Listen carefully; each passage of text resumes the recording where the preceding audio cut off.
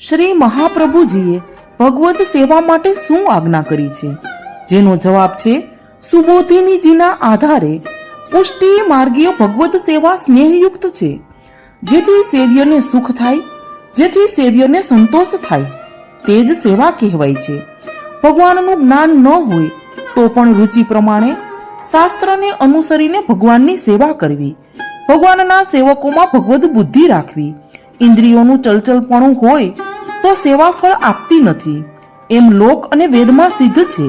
ભગવાને બહિર્મુખોને સેવાથી દૂર રાખેલા છે.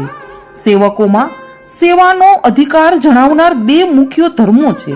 પહેલું છે નિવૃત્ત તત્વ અને બીજું નિયતાર્થત્વ. પહેલો ધર્મ ભગવાન સિવાય બીજાથી દૂર રહેવા માટે અને બીજો ભગવાનમાં દ્રઢતા રાખવા માટે. આ બંને ધર્મો આવશ્યક છે.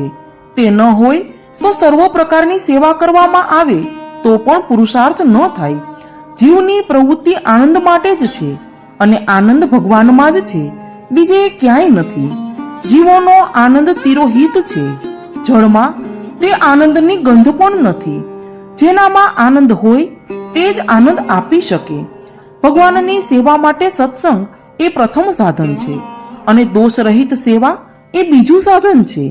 સેવા રાગ અને રોગ દૂર કરનારી છે. ભગવદ સેવા કરનારને શાપ પણ લાગતો નથી. સેવા એટલે ભક્તિ. ભગવાનમાં મન પરોવવું તે ભક્તિનું લક્ષણ છે. એ જ ભક્તિ મહાપુરુષાર્થ છે. તનુજા વિતજા સાધન સેવા છે. આ સાધન સેવા કરવાથી ફલરૂપ માનસી સેવા સિદ્ધ થાય છે. જેમ ગંગાજીનો પ્રવાહ સમુદ્ર તરફ અવિચ્છિન્ન રીતે વહ્યા કરે છે, કોઈ પણ સ્થળે અટકતો નથી, તેમ મનનો પ્રવાહ ગતિ પ્રભુ તરફ અવિચ્છિન્ન રીતે વહ્યા કરે તેનું નામ માનસી સેવા છે, નિગુણ ભક્તિ છે.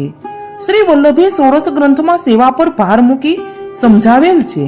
તે વાત જીવનમાં ઉતારી જો સેવા કરવામાં આવે તો તે સેવા આધિ દૈવિક બને. સેવા તો આપણે હાથે જ કરવી જોઈએ.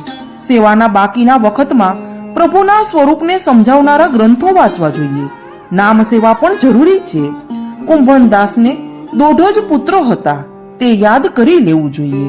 જે લોકો ભગવાનની લીલા બતાવનારા શ્રી ભાગવત, સુબોધિનીજીની વગેરેનું ગ્રંથનનું મનન કરે છે, તેમનો પણ પ્રભુમાં ઉત્તમ નિરોધ થાય છે અને તેમનો નાશ થતો નથી.